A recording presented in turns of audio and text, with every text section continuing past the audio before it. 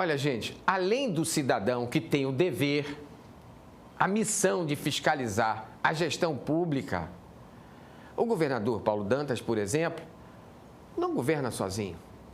Cada passo que ele dá, hoje é monitorado na sua equipe. Lá na Procuradoria-Geral do Estado, para saber se está tudo dentro da lei, se é constitucional, se não é. Pelo Poder Legislativo. Na Secretaria de Estado da Fazenda. Na Controladoria Geral do Município, Poder Judiciário. Mas eu vou me ater na Controladoria Geral do Estado. Um órgão importantíssimo. Está ali no calcanhar do gestor, e não só do governador, de todos os gestores, não é? E que é chefiado por uma mulher, Adriana Araújo. Uma equipe, o governador Paulo Dantas, ele inovou, ele tem 27 secretários, 14 mulheres, maioria mulher, né? Primeiro, eu quero dizer para a senhora que é uma honra entrevistar a senhora, é uma satisfação bem grande estar aqui no Conjuntura e ter um poder de quase xerife, né? Se é que eu posso dizer uma coisa dessa.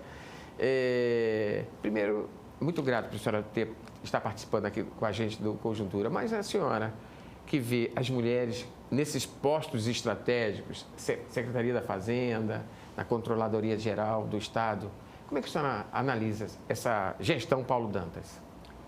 Inicialmente, agradecer o convite por estar aqui, para tratar e trazer um pouco sobre esse tema que é a minha menina dos olhos, digamos assim, o órgão de controle, onde eu já atuo há quase 20 anos.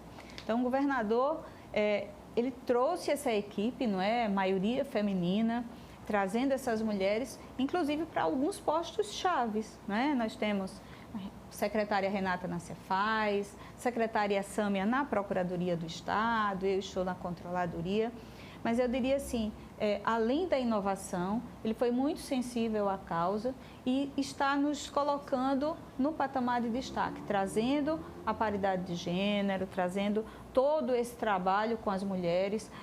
E é importante dizer, muitas vezes, as pessoas ouvem e dizem, precisa cumprir meta ou qualquer coisa desse tipo. Não. São mulheres que têm um currículo, têm uma história de vida, têm toda uma trajetória. São profissionais. Profissionais, competentes e estão ali, sim, fazendo um trabalho com qualidade, com planejamento, com técnica. E é importante que o governador tenha trazido toda essa equipe para trabalhar com ele.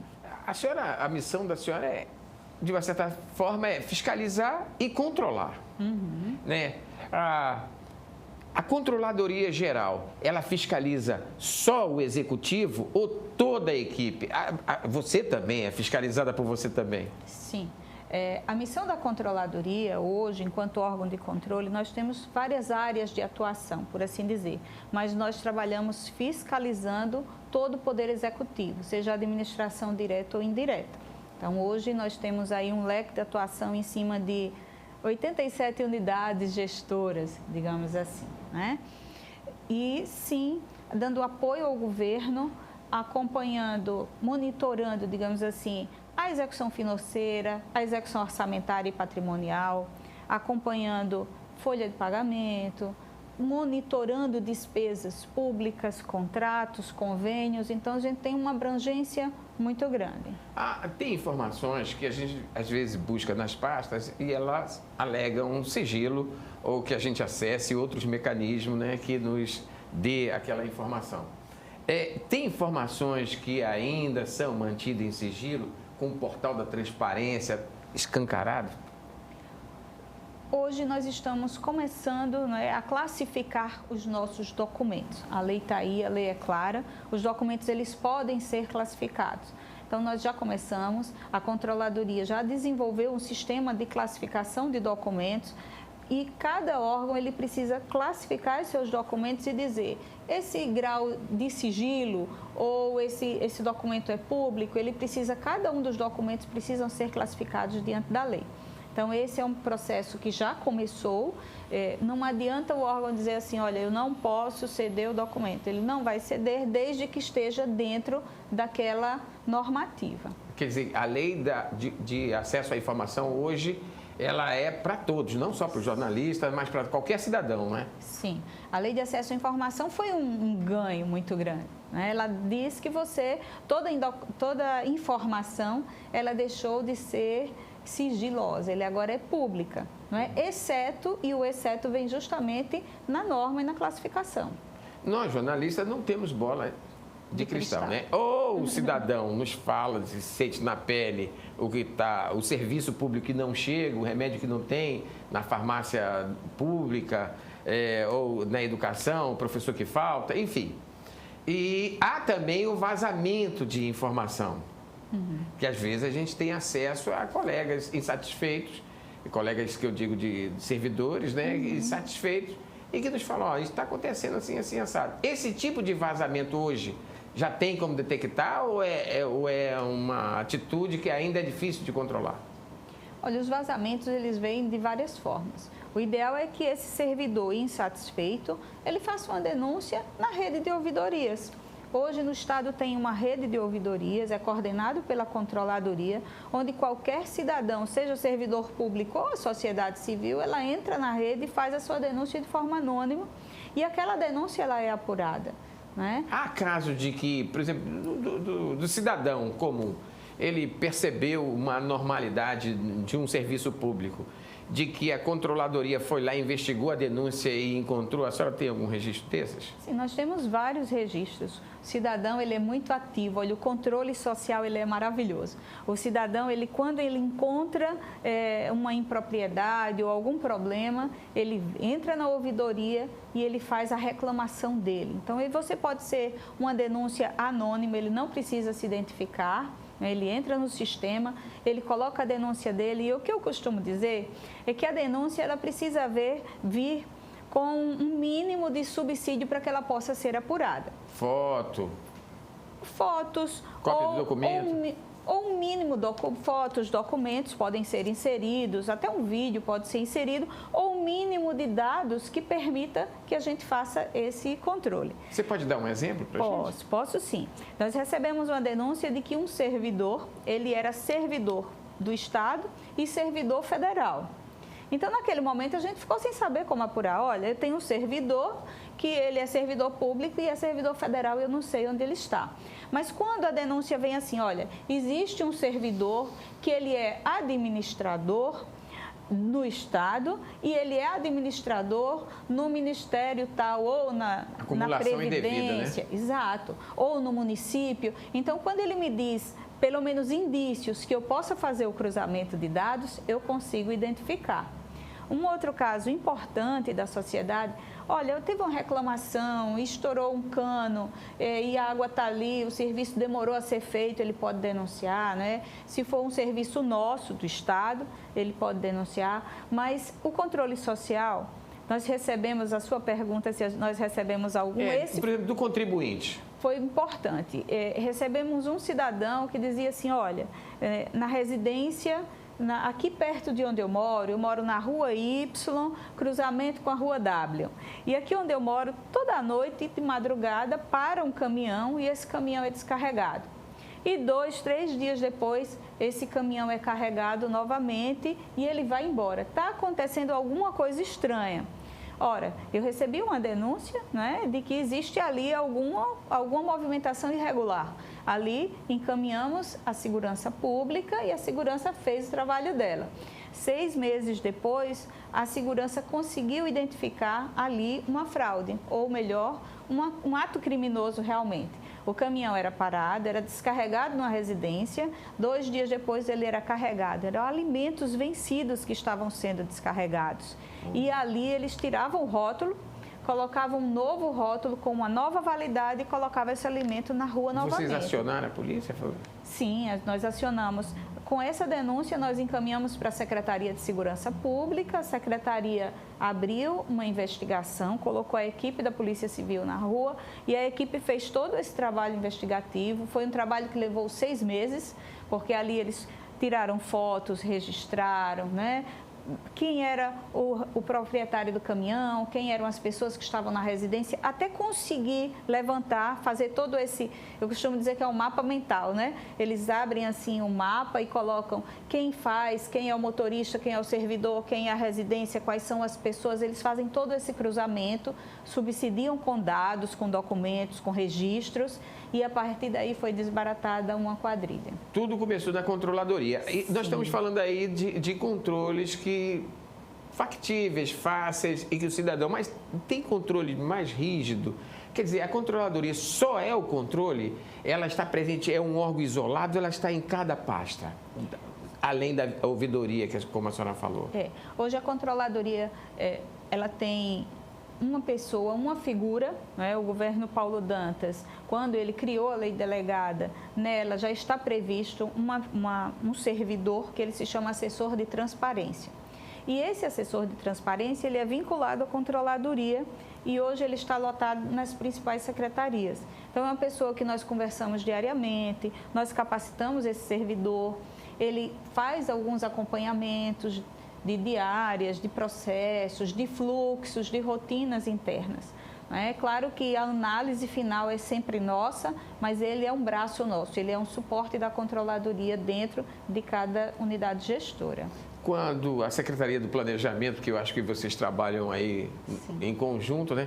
Ela faz o plano plurianual, que já está em fase de conclusão, ela faz a lei de diretriz orçamentária, que prevê o orçamento, como vai ser gasto, e a lei orçamentária, né, que para o próximo ano, algo em torno de 20 bilhões de reais, 2 bilhões a mais do que o orçamento desse ano. Neles, se alguém, as pastas têm ali dentro daquela projeção toda o que pode e o que não pode gastar. Se extrapola aquilo ali, é claro que tem um controle da fazenda, tem um controle, outros controles. Mas a CEPLAG está ali para acender a luz vermelha também? A controladoria. Perdão, a CEPLAG não, é a controladoria. A CEPLAG elabora o planejamento, né? Isso, planejamento, folha, enfim. Hoje a controladoria, nós trabalhamos basicamente com o cruzamento de dados. Nós temos um dashboard, onde nós colocamos alguns alertas, onde a gente costuma estar acompanhando. Então, quando acende um determinado alerta, a gente já notifica o órgão. Por exemplo, vai haver, foi realizado um pagamento ou aquele pagamento foi empenhado. Ali eu estou cruzando, por exemplo, com as empresas inidôneas, que é um cadastro do governo federal de empresas inidôneas, né, que chama SEIS. Então, se por acaso aquela empresa foi empenhada, ali já me ligou um alerta. Olha, órgão, já notifica o órgão, me justifique porque você vai pagar essa empresa está no cadastro de empresas inidôneas ou suspensas. E acontece de abortar essa operação? Sim, sim. Porque o órgão ele não pode contratar uma empresa que ela tenha cometido um ilícito, se ela está suspensa, se ela não pode fornecer para órgãos públicos um determinado... Está sob investigação. Isso. Se ela entrou naquele cadastro do governo federal e do estadual, também nós temos um cadastro de empresas inidôneas, uma empresa que forneça dentro da área pública e ela não forneceu de forma adequada, ela quebrou o contrato. Então, hoje nós recebemos na controladoria pedidos na inserção no nosso cadastro, seja do TJ, seja do TRF, do TRT, dos municípios, dos órgãos públicos. A controladoria hoje é responsável por monitorar e acompanhar o cadastro de empresas inidôneas aqui no estado. E abastece as gestões municipais e dos outros poderes? Isso, esse cadastro ele fica disponível no nosso site e sempre que uma empresa vai participar de uma licitação, ela pede uma certidão à controladoria. Se ela não estiver no cadastro, nós cedemos essa certidão e ela faz parte, por exemplo, do rol de documentos que ela precisa apresentar para participar de um processo licitatório. Querendo ou não, a senhora é uma espécie de xerife bem discreta. Mas a controladoria é só isso? Não só isso, né? Além de monitorar toda a execução financeira, orçamentária, patrimonial, nós acompanhamos, por exemplo, prestações de contas do Estado. Você perguntou do PPA, da LOA, a controladoria é responsável por analisar as prestações de contas de todo o Poder Executivo, inclusive o Balanço Geral do Estado. Então, esses documentos, para serem encaminhados ao Tribunal de Contas, eles passam pela análise e emissão de parecer da controladoria. A senhora está há quanto tempo lá? Desculpa perguntar. Eu estou completando 19 anos esse ano, estou fazendo aniversário. Né? Porque aí eu vou fazer uma pergunta bem interessante, porque a senhora, esse órgão, ele é também um órgão importantíssimo, que é a ponte da execução com o Tribunal de Contas. Nesse período de 19 anos, a senhora detectou, por exemplo, o tribunal reagiu contra determinada prestação de conta? Nós temos um trabalho importante e uma parceria, digamos assim, com o tribunal. O tribunal vem fazendo um trabalho muito corretivo conosco. Então, sempre que ele identifica algum problema, ele nos aciona, nós analisamos e a solução ela vem em conjunto. Quando existe algum problema, ele nos encaminha, a gente notifica o órgão, né? O tribunal mudou muito o foco dele nos últimos anos. Hoje ele também está recebendo dados, metadados. A auditoria do tribunal ela está começando a entrar nos metadados e nos cruzamentos. Eu conversei recentemente com o presidente da corte, né, o Fernando Toledo, o conselheiro Fernando Toledo, e ele me disse que quando ele tem um equipamento hoje, e quando ele percebe uma nota fiscal irregular, algumas operações indevidas, pagamentos, né, com festas milionárias, aí acende uma luz vermelha. Isso. Essa luz vermelha aciona também a CGE? Ele não nos aciona, ele aciona diretamente o órgão. Em alguns momentos, ele aciona duplamente. Ele aciona o órgão e pede que a gente acompanhe o monitoramento. Quando a coisa é muito forte. Mas foi importante a sua pergunta, né, de análises. Todas essas análises são realizadas pela nossa equipe. Então, nosso trabalho hoje, sempre emitindo parecer, acompanhando a gestão, né? E o nosso BI também nos traz alguns alertas onde nós notificamos os órgãos. Eu vou citar aqui um episódio recente. Um gestor, insatisfeito com um determinado secretário, o afastou. Não alegou nenhum motivo, alegou divergência de gestão. E depois esse secretário voltou ao setor. Há caso de gestor de pasta, secretário, que se negue a cumprir a orientação? Que eu me lembre, não. A grande maioria, eles recebem. É como ele disse, hoje a controladoria é mais um parceiro de todos os órgãos. É mais orientador como o tribunal, né? Isso. Nós entramos nos órgãos, nós temos capacitado a equipe. Dentro desse relatório de monitoramento, a gente senta com a equipe, nós apresentamos ao gestor. O gestor sempre está presente com os superintendentes, os diretores. Então, a equipe dele sempre está presente e nós capacitamos, mostramos onde estavam ali as divergências, como corrigir. Então, a gente vem fazendo esse trabalho educativo, mais educativo do que punitivo já há algum tempo. É exagero dizer que vocês são uma espécie de suporte para a gestão Paulo Dantas? Não. Hoje, dentro, digamos assim, do nosso organograma estadual, né, nós estamos vinculados diretamente ao governador, nós somos o órgão de assessoramento imediato do governo, junto com a Procuradoria e com a governança.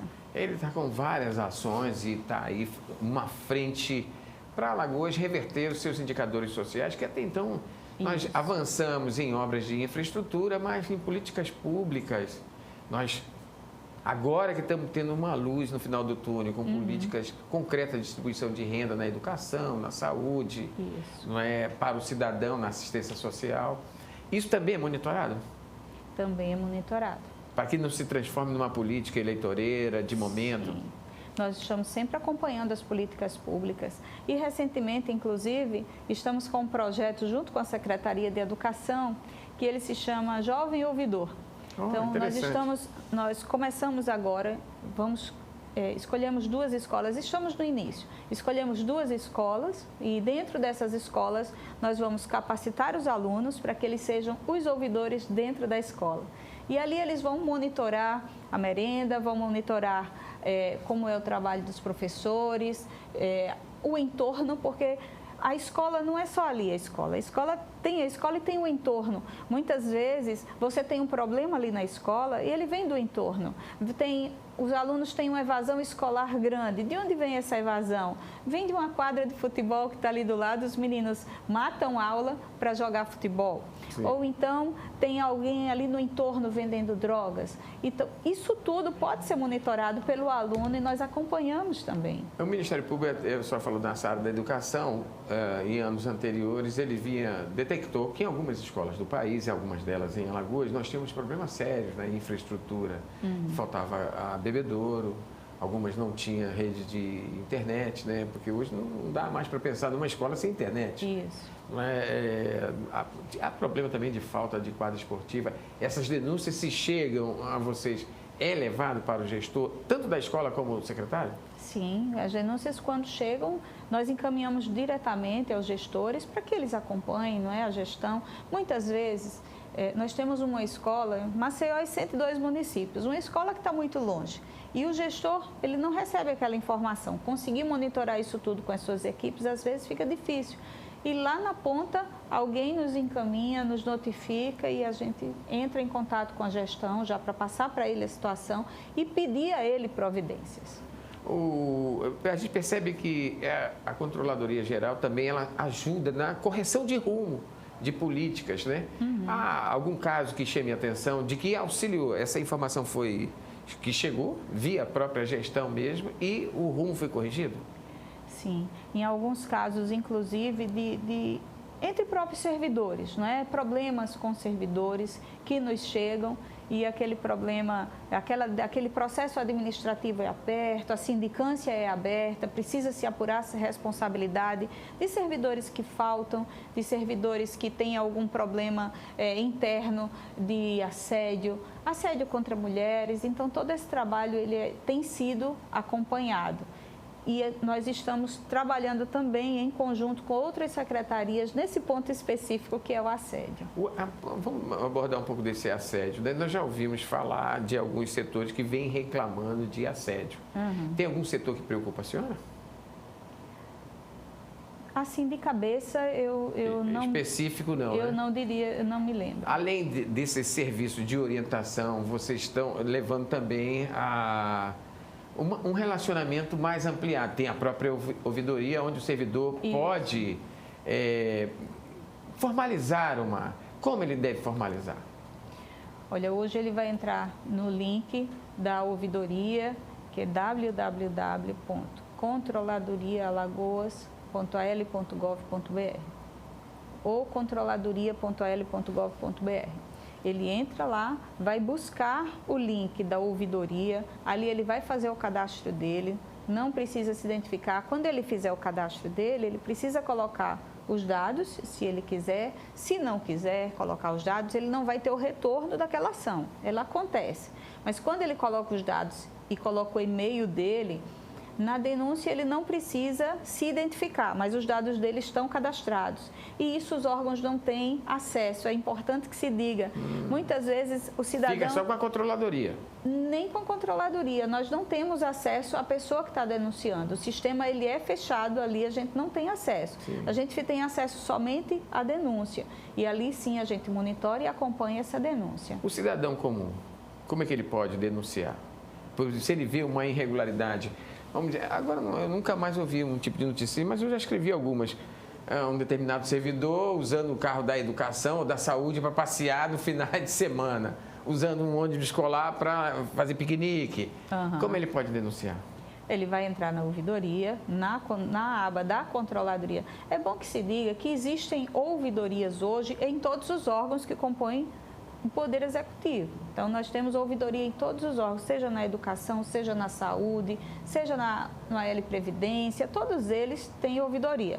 Ele vai escolher a ouvidoria que ele quer entrar. Que está ligada àquela denúncia dele, né? Que não precisa ser obrigatoriamente a controladoria. Se ele não se sentir confortável de fazer naquele órgão específico, ele pode fazer na controladoria. mas ele vai entrar no link, vai fazer o cadastro, vai colocar a denúncia dele, se tiver dados e documentos, mas esse caso específico, né? Um servidor que usou um veículo do Estado... Se tem um caso assim aleatório. Mas aí ele precisa, quando citar, ele vai dizer, olha, o carro era do órgão X, num horário tal, ele estava... Tem que especificar. Tem que especificar. Se possível, fazer uma fotozinha, que todo mundo tem um celular hoje. Né? Exatamente. E aí ele coloca todos esses dados, coloca os documentos em anexo e encaminha. Apesar de não ser da sua pasta, que eu acho que deve ter um outro setor, né? Uhum. Mas antigamente nós da imprensa somos meio danadinhos, né? A gente conseguia vazar uma folha via servidor, via folha do funcionalismo, uma determinada informação sigilosa. Hoje já é possível monitorar o servidor que lida com essas informações e quando vaza? É importante que se diga que nós temos hoje, né, uma Lei Geral de Proteção de Dados, que ela vem para proteger o cidadão, para proteger os órgãos, mas principalmente como um controle, não é, efetivo. Então, o cidadão, o servidor, ele está trabalhando. Na hora que ele entra no sistema, ele coloca a senha dele. Todos os sistemas são monitorados através de senha, né? Nós temos o nosso SEI, que é o Sistema Eletrônico de Processos, onde cada servidor que entra, ele entra com o seu CPF, a sua matrícula e a sua senha. Então, ali ele está sendo monitorado. Se vaza um documento desse, hoje a gente já sabe de onde ele está saindo, porque o sistema, ele já mostra. Eu costumo dizer que o sistema ele é todo rastreável. Quer dizer, hoje a tecnologia é o coração da controladoria? Sim, é importante. Não tem como vazar e dizer, não sei de onde saiu mais. Não, hoje todos... Olha, você tem a tecnologia, você tem um celular, não é? Você tem um equipamento... Tudo, quando você entra num determinado sistema, você tem o IP da máquina que você entrou, o equipamento tem o IP, tem a hora, tem a senha de quem entrou. Se ele saiu dali, se ele foi enviado através de um e-mail, ele está sendo rastreado. Então, esse é o cuidado. Uma invasão é praticamente impossível. Nosso Instituto de Tecnologia está trabalhando com uma equipe anti-invasão, né? Eles têm vários sistemas, não é, para bloquear. O portal da transparência, eu sei que não é da controladoria, né? Sim. Eu acho que ele é alimentado. Como é que ele é alimentado? Olha, o nosso portal da transparência, ele é alimentado de forma automática. Tá? Ele foi trabalhado pelo nosso Instituto de Tecnologia. Nós apoiamos a metodologia que hoje é inserida ali no portal, mas ele é todo automático. Então, nós temos o Sistema Financeiro do Estado, então, automaticamente os arquivos são alimentados toda noite, né, o portal. Todos os dados de folha de pagamento são alimentados automaticamente. Então, o sistema ele está ali rodando quase que sozinho. Você, lá na base, o servidor lançou o processo, lançou o pagamento, lançou o empenho, o portal já recebe. Lançou o pagamento, a ordem bancária, o sistema já recebe. E ali ele tem condição de baixar os arquivos, inclusive, em Excel, em PDF, em CSV. O cidadão ele consegue gerar, inclusive... controles, ele diz, olha, eu quero esses dados e o sistema baixa. Qualquer